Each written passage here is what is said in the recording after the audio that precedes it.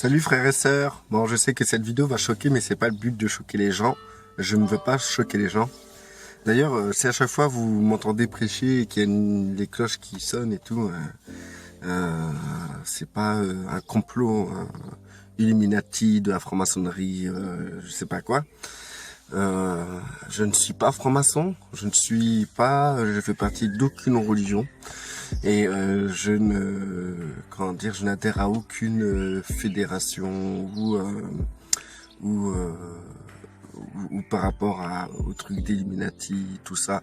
Je n'ai jamais vendu mon âme au diable, mais j'ai donné ma vie à Christ. Donc du coup, vous pouvez vous imaginer tout ce que vous voulez, genre je peux être un loup ou un méchant ou un faux prophète, tout ce que vous voulez quoi. Mais moi je sais qui je suis. Et je suis une personne simple. Je suis un monsieur tout le monde qui vit dans une société de monsieur et madame tout le monde, qui essaye de vivre, de gagner son pain pour nourrir ses enfants, sans dépendre d'une communauté, sans dépendre de l'argent de fidèles ou sans dépendre,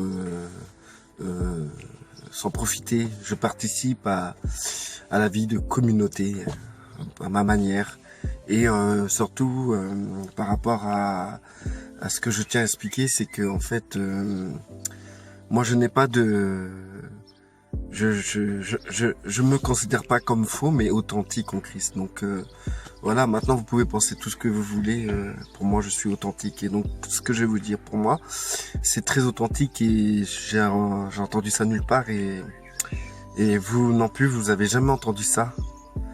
Et peut-être vous l'avez déjà pensé ou vous l'avez déjà dit. Alors donc dans ces cas-là, on se rejoint. Et je vous remercie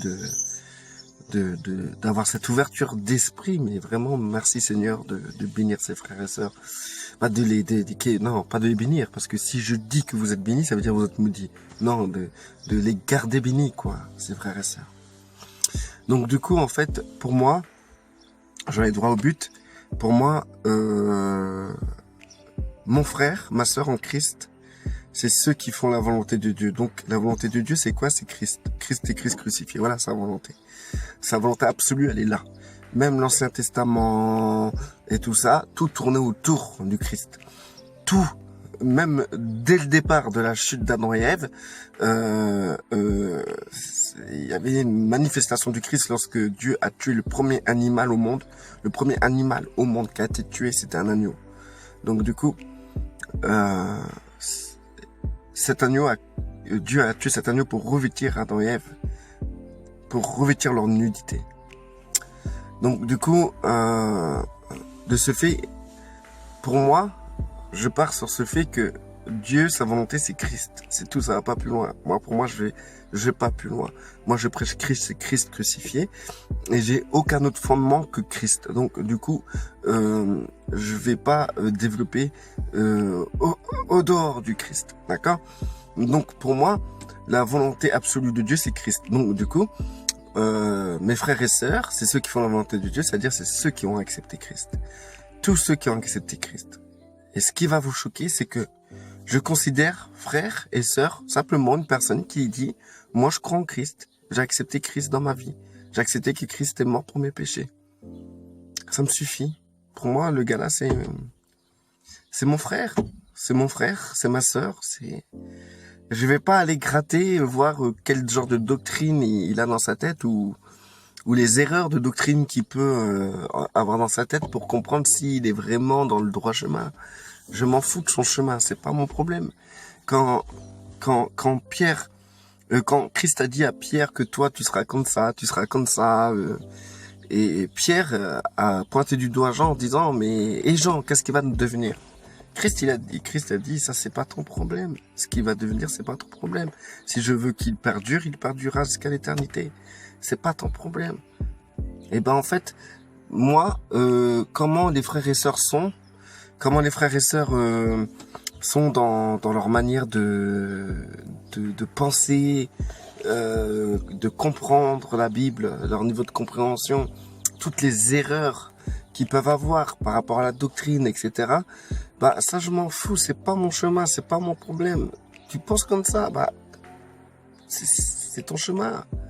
Moi, je suis confiant que Dieu, ton Père, saura t'éduquer, saura te conduire dans le bon chemin.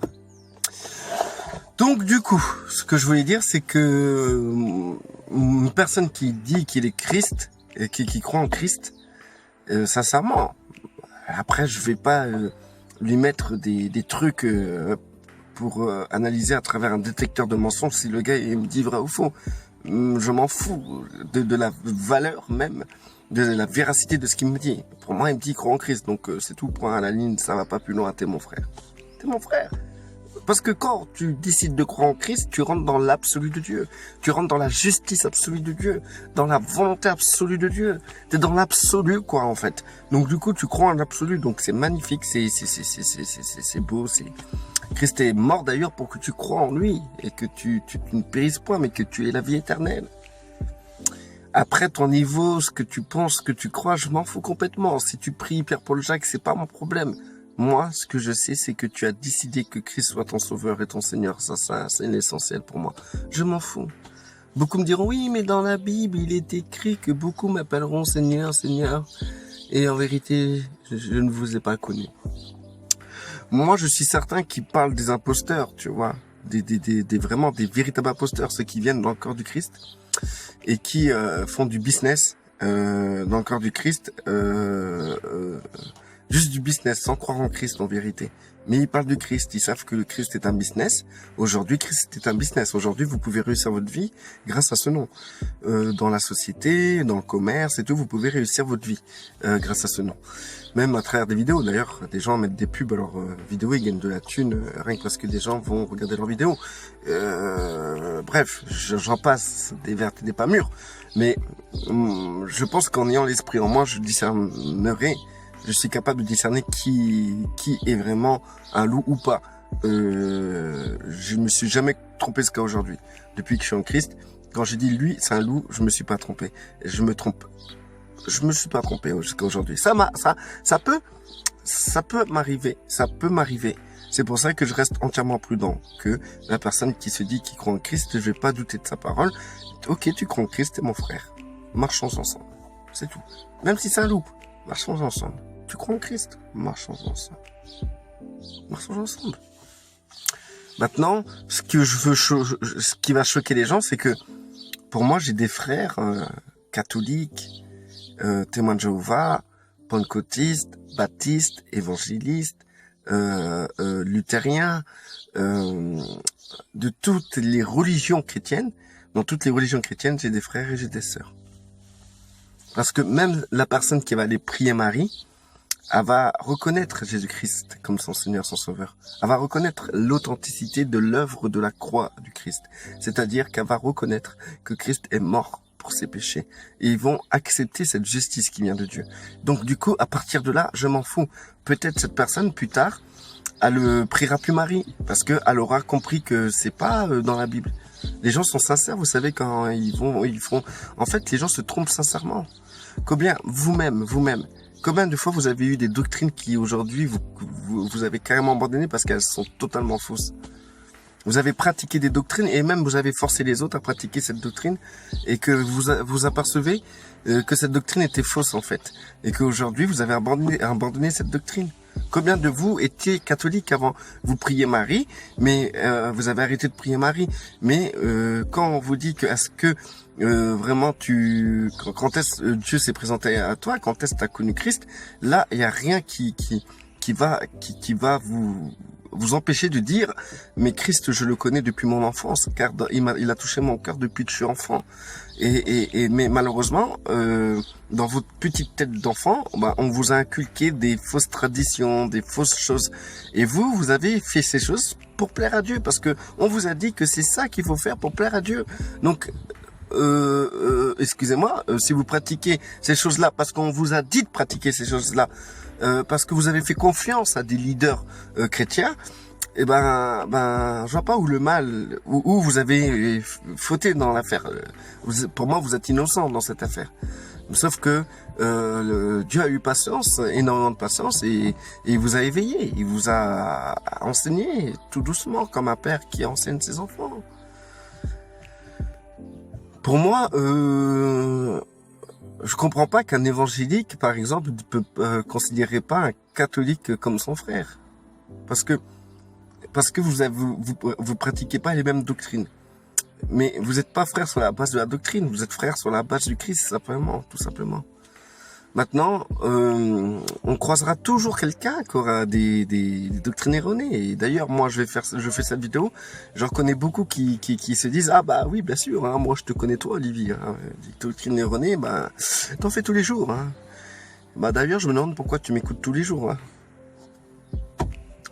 Si t'aimes bien perdre ton temps, moi je sais pas. Mais en tout cas, moi je perds pas mon temps. Hein. Je perds pas mon temps à écouter des doctrines erronées. Mais je perds mon temps à écouter des gens qui me fortifient, qui me rendent fort dans l'amour, qui me donnent envie d'aller plus loin dans ma communion fraternelle. Ces gens-là, ils sont magnifiques. Ils sont magnifiques. Voilà, pour vous dire et tout que à partir du moment qu'une personne se présente à moi et qu'elle se dit que je crois en Christ, quand elle dit que je crois en Christ, on sait très bien qu'est-ce qu'elle veut dire. Qu'elle croit que Christ est mort pour ses péchés, bien sûr, on le sait tous. Donc quand une personne dit je crois en Christ, on va pas commencer à lui dire tiens, prends une feuille et un papier, tu vas répondre à mes questions, d'accord? Pourquoi tu crois en Christ? Christ qu'a-t-il fait pour toi? Christ est-il ressuscité? Christ a-t-il fait ça? Christ, qu'est-ce qu'il a dit lorsqu'il était sur la montagne des Oliviers? Vous allez faire une interrogation écrite et si la personne répond juste à votre interrogation écrite, dans ces cas-là, vous allez considérer qu'elle croit en Christ de la juste manière. Donc, c'est possible que ça peut être votre frère. Vous êtes compliqué. Vous êtes compliqué. Mais moi, dans ma simplicité, dans la simplicité que Christ m'a accordée, m'a fait grâce, ben je me prends plus la tête. Ah, t'es chrétien, bah t'es mon frère. Et si un jour t'as plus envie d'être chrétien, bah tu seras plus mon frère. C'est tout.